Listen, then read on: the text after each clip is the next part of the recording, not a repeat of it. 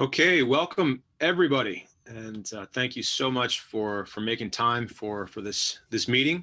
It's kind of neat. We've got here attending. We have a mix of folks, parents from the Heights, I think educators from around the U.S., and even I think some friends from other continents as well. So it's kind of a neat meeting of the minds here.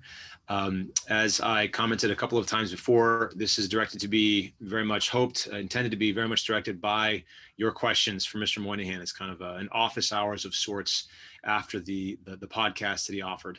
But without further ado, I'm delighted to welcome Mr. Michael Moynihan, Upper School Head of the Heights. Hello, Mr. Moynihan. Hello, Rich. Can you hear me? Loud and clear. Okay, great. Absolutely. So let's see here. Let me, great, do a couple of things here. And good to go. Okay, so our first question here, Michael, came from a listener of the podcast who said or wondered, is there a good book or course or video that would go into depth how to carefully talk or question students through the issues that you highlighted? I think the viewer recognizes the importance of the issues that you highlighted, but then is kind of wondering where to begin that process. So how would you counsel this person? Wow, that's a tough question. So the challenge of moral relativism is not a simplistic challenge that can be addressed once and then all of a sudden it's a problem to be solved. So the fact opinion exercise that this article and podcast were based on is a very good way to isolate the variable, if you will, and to kind of expose a little bit of what's at stake and some of the philosophical ideas behind that. But it is challenging to do that because to do that in a way that would be effective for good, because we live in a culture where the relativism is very much in the air that we breathe. It's part of the environment that we ourselves and also our students grow up in. And so an ongoing education, an ongoing amount of study and even intellectual conversion is necessary to see reality correctly, which is really what this is about. So, I mean, I mentioned that on an intellectual side, the intellectual side of the problem is one of scientism specifically, which is basically the belief that only the methods of the empirical sciences are valid to reach objective conclusions. That if we want to reach objectivity, we use the methods of the empirical sciences. Everything else allows us to reach everything else is a matter of subjective values and subjective opinions, or opinions that a particular group at a particular time share, but they're not objective. They're not part of reality, part of being, as it were. So how do you address this problem in a comprehensive way? I guess that's what the question really points to. And that is through a complete liberal arts education. And an ongoing liberal arts education, even when we are adults. It means many things. For young children, it means contact with nature. It means contact with great stories. Older children, it does mean the introduction of some philosophy, some systematic way to address these. I mean, at the Heights, we have a philosophy curriculum. The students in 9th grade study logic, and 10th grade natural philosophy, metaphysics their junior year, and history of Western thought their senior year. And throughout the whole process, there's a lot of integration between these subjects and other subjects in the curriculum.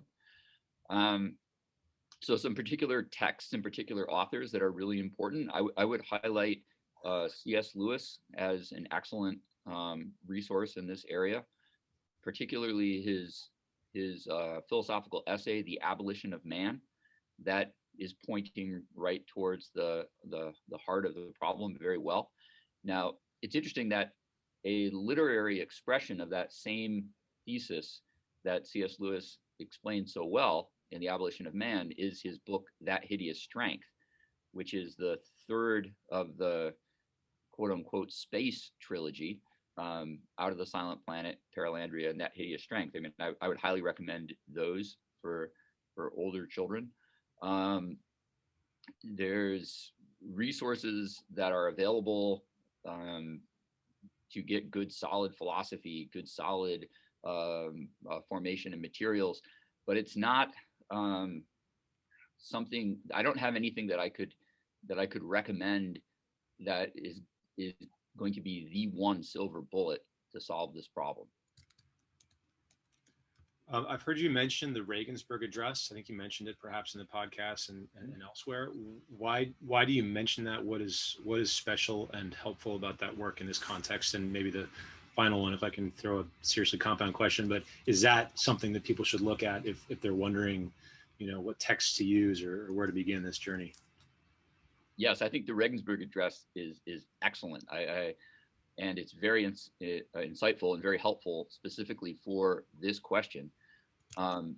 It's an address that Pope Benedict gave back to his home university, if you will, of Regensburg, where he argues very persuasively. It's often misunderstood because it's not really. It's partly an address about faith and reason, but really what it's at the heart of the Regensburg Address is it's about reason and reason.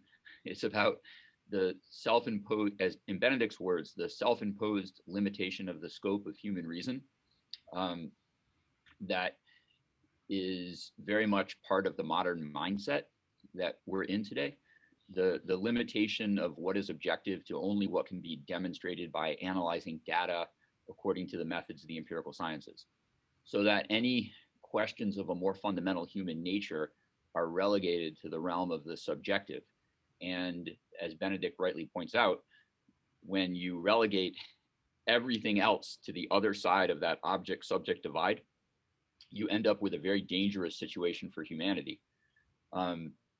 Ultimately, it is true that when things are set up that way, faith and religion become greatly diminished, and their ability to form a community become greatly diminished.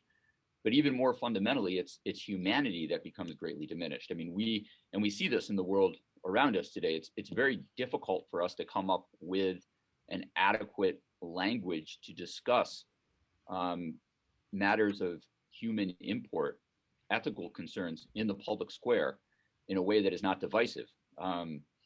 And this points towards when the restriction of human reason. So Pope Benedict in the Regensburg Address actually traces out what he calls the dehellenization of the civilization that we live in, and he identifies it as in 3 stages.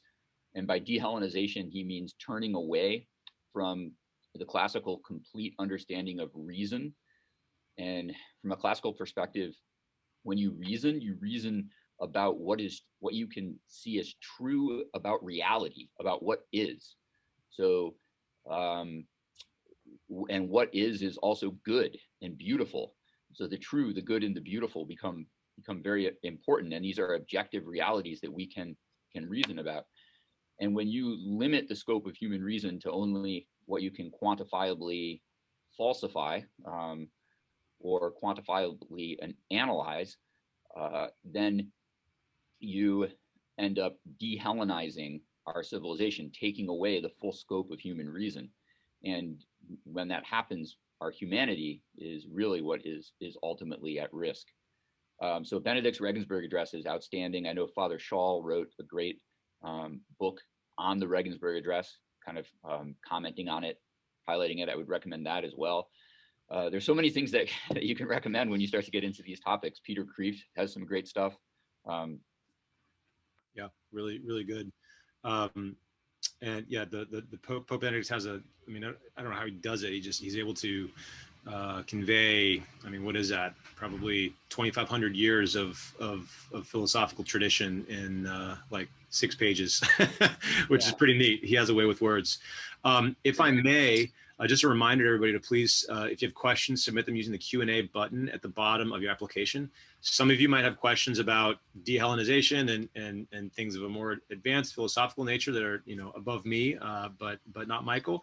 Some of you maybe have like just really basic questions like, hey, my son is struggling with this or that. How can I talk to him? I invite you, wherever you fall, to submit your questions. We'd love to help you through them. I want to share now this is the actual fact or opinion quiz that we use. So you can't really do this in the podcast, but this is the actual quiz that the guys take in class. And you can see, it asks for whether each of these statements is a fact or an opinion. And Michael, maybe we could just kind of do a guided reading through that italicized section. So help us unpack this. I know that right there, I think that's 2 sentences. There's a lot to be discussed right there. Yeah. So it's very interesting. I did a quick Google search just in preparation for this podcast on the Common Core fact versus opinion. And right away, some stuff came up.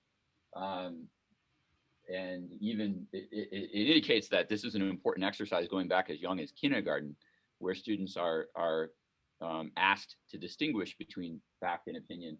And information that can be proven true or false is the definition that I'm looking at right now from this Common Core resources, is identified as a fact. And a personal statement of what one believes about a subject is an opinion. And at other places, they expand that definition, mentioning that an opinion is something that people can disagree about. And a fact is something that could be verified by data and proven in that way. And already you can see that when the paradigm is set up this way, there is this exact problem of scientism and this exact problem of the reduction of the scope of human reason that Pope Benedict speaks of. What is objective is essentially what can be verified using the methods of the empirical sciences, and everything else is an opinion. Now, where does that leave so many things that really shouldn't be opinions or just open to subjective interpretation? And that is the problem. But for a student, when they're given this exercise, it's in a way, it's a fairly insidious thing. It almost helps to reinforce the message that's in the relativistic messages that are in the air that we breathe through an exercise in school, which is helping those relativistic messages, as if they needed more help, to sink deeper into the young hearts and minds. So it's really a shame to have the deck stacked against the students in this way. And as I mentioned in the article, this is an exercise that we started doing in our junior year moral theology class. Colin Gleason is the teacher, and he's also the soccer coach here at the Heights. And so you can see some of the questions on this fact and opinion survey. He definitely made his own, talking about the particular soccer team, Arsenal, I guess, which Colin, I think, is a big fan of. And the students are very quick when they to recognize something like Arsenal went undefeated for the 2004 Premier League season. Well, that's a fact, right? But Arsenal is the greatest soccer club in the world. The third one down is Arsenal. I mean, people recognize that that's an opinion, and that's fine. I mean, that is what people would commonly consider to be an opinion. And mammals are warm-blooded animals. Okay, people have no trouble with identifying that as a fact. And Michael Jordan's feet are too big. Well, people have no problem identifying that as an opinion. But where it gets tricky is when we look on this form to something like the sexual exploitation of children is immoral. What do you do with that? Does everyone agree with that?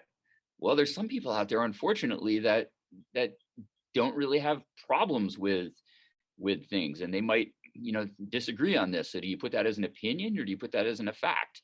And the students at first in our class, some of them, actually, I'm very pleased about this. There was a significant number of the students who recognized in a way how, at least the Heights students, who recognized in a way how this exercise is stacked.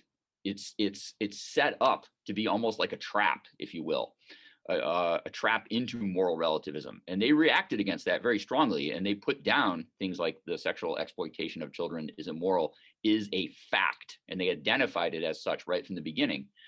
Other students who do, in fact, recognize that this is wrong and, they want nothing to do with this whatsoever, or two down, it is evil to perform human sacrifice as a form of religious expression. That being another one. They recognize that, yes, that's true. That is a fact.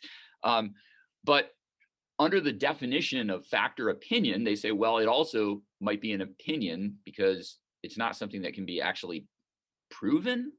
What does it mean to prove something? And here you are with the whole notion of something being empirically or objectively verified by the methods of the empirical sciences. So they put down opinion. But what Colin Gleason would do, and this is a discussion that takes place over several classes, is he goes and explores those deeper philosophical reasons behind this, which again, would be things that you could find in texts like C.S. Lewis's The Abolition of Man. I wrote a piece that's on our website on the Heights forum called Bring Back Reason.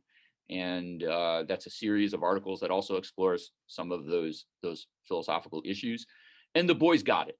And the Heights boys, to their credit, the vast majority of them came on board with recognizing that we have to be strong in upholding the objective moral order, that these are not things that are subjective or just merely relative to what community we happen to be a part of, but they are part of reality itself. They are grounded in the real world that is around us. Now it's interesting that where I got the idea for this from was from another teacher who teaches at a school in the Midwest, and he spends weeks and months Socratically engaging his students. It's more, he teaches at a school that is a Catholic school, but it's not a Catholic school that has a curriculum that's been thought out necessarily the same way the Heights has a curriculum that's thought out. It's more a Catholic school that most of the subjects would be very similar to what you would receive in a public school, but they do have a religion program. And he was asked to teach his students moral theology. And as he started to do that, he recognized that I can't really do that until I help them first to understand that truth is objective and that there is an objective reality that we're dealing with here. And so he found that his students were much more likely to defend the thesis that any moral statement would be a matter of opinion. Otherwise, you would be being judgmental. You would be imposing your views and your judgments on other people. And so he had various ways, many of them quite ingenious, that I was talking to him and he was telling me about, to help to convince the students that there is an objective moral reality, and very successfully so. Eventually, it took time, but he eventually did, if you will, help them to see beyond a simplistic relativistic perspective. So it's an interesting exercise. It isolates the variable, if you will, and the variable here in question is fundamentally what is reality, and is there really such a thing as truth, which can be, I think, adequately defined as the correspondence between the mind and reality. And is it good for us to try to know this truth? So the exercise is helpful as far as it goes, but it is not a complete cure for relativism by any stretch of the imagination. That we all have an ongoing need to continue to study and try to internalize what's best in our human tradition, and our culture, the foundations of our culture, and such. No, that's really, really interesting. Thanks for guiding us through the exercise. If you could, how would you cure this prompt of the catch-22 that it imposes on our lads? Is there, I mean, is there some way that you would alter these definitions? Is it, there's more than one type of fact? There are some facts that are verifiable by the empirical sciences. There are other facts. I mean, how would you kind of put the deck back in order after it's been stacked? If you well, first of all, we have to understand fact is an awkward word. Fact comes from its Latin roots, is that which has happened, right? It's something that's happened. Now, there's a big difference between fact and truth. Okay, so I would start with helping people to understand that when we talk about what's factual, that's only a small part of what is true. And a great definition of truth is the correspondence between our minds and reality. And reality is what it is. And our goal should be to understand it the best way that we can. And we're never going to be able to completely understand reality. Reality is more, right? So we're, in a way, we're wayfarers. We're on a journey here, okay? But we can come to know more about what's real, more about what's true, more about what's beautiful. And that should be our goal. But to limit the scope of what we're dealing with, so that if we're talking about what's objective, we're only interested with these events that we can call factual, or these data points, or some type of analysis on data and examining those trends, that ignores a tremendous amount about how we know. I mean, just to give a common example, if my wife tells me something, I undoubtedly, if she tells me something and she's serious, she's not joking, I'm going to believe her, and I'm going to accept what she tells me because I know she is truthful. I know she would not tell a lie. That's true. Okay, if she tells me something, I'm going to believe what she says. And so much of what we believe is based on the witnesses of other persons that we trust, and that's normal and natural. That's how human beings are. So we need an expanded definition of what we can know if we're limited by the methods of just the empirical sciences. Right. It's the old, how do you know that Australia is even there? Have you ever been there? How do you know it's there? Trusting some cartographer. That's great. And now, how would you, if you're faced with, a young man, because I think, we're hoping that boys can either see through the maze or be quickly convinced that you can just kind of show them some of the inconsistencies that inhere in saying that certain moral propositions are totally relative. But any guidance, because of course, we have there are students who are so shaped by their experience that they will see a category of statement, particularly one that's not quite as as egregious, obviously, as the Holocaust, for example, or the one you mentioned about children. They might see a different type of moral proposition and say that this is, in fact, it's just a statement of opinion. It's not a fact. Right. What is because I think if you push too hard, you can also kind of entrench. I wonder. So is there? It's not just a philosophical question; then it becomes more of a pedagogical one, and almost one of mercy and prudence and justice and temperance. How do you guide that teacher who's facing that student that's really doubling down on the subjectivity of moral principles? So it's very possible that people can be thoroughly convinced that there are things which are right and wrong, and be willing to say that is objective, but at the same time be uncertain about whether something is in fact right or wrong, and that can happen in many different ways and for many different reasons. The experiences of people their personal experiences, what they've been dealing with, and members of their family, loved ones could also very much influence that as well. And so there is a sense in which the modern sensibilities against being judgmental, there is a lot of validity there. And in fact, making rash judgments is a real problem. I mean, a Christian attitude towards other persons should be that we always try to think in the best and most charitable way about others, and to, even if we see something that objectively is problematic, that we don't judge somebody's motives, and we don't judge their particular situation, that we make excuses for them inside and always try to think the best of others.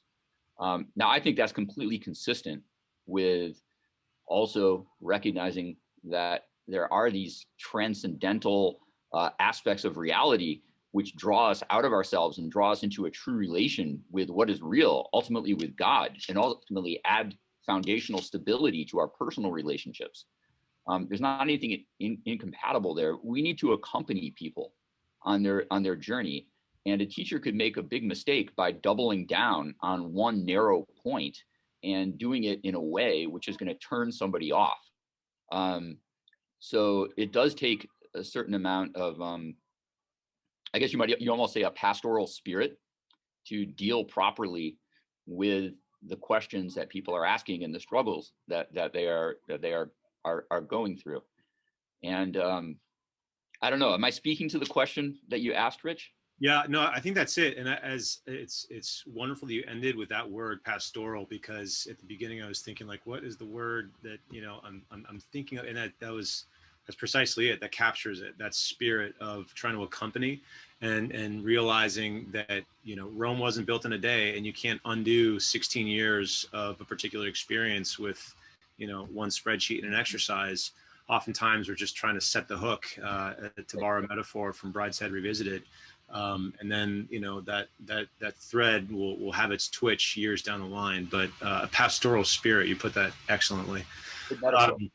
So we've reached our 30-minute end to the webinar. Absent any other questions, we will sign off for now. So I'll start some concluding remarks, but feel free to pitch some questions our way using the Q&A box at the bottom of your application. But thank you very much, everyone, for joining us. Thank you, Mr. Moynihan. Great to talk to you as always. You bet. Take care. Folks, will be our headmaster will host the next webinar. He's about to release a series of 3 podcasts on raising iGeners and who they are, what are the inputs, and then how can we kind of help them. So stay tuned in 3 weeks or so for our next, there it is, a very relevant book right there. So you'll hear a kind of a Heights version of those ideas. But do stay tuned, join us for that webinar in 3 weeks or so with our headmaster. And if you found this helpful, please bring a friend. We're enriched by our discussion and the perspectives that come our way from all over the world. We're all looking for the same truth. So again, thank you very much, Michael. Take care. All right, farewell, everybody.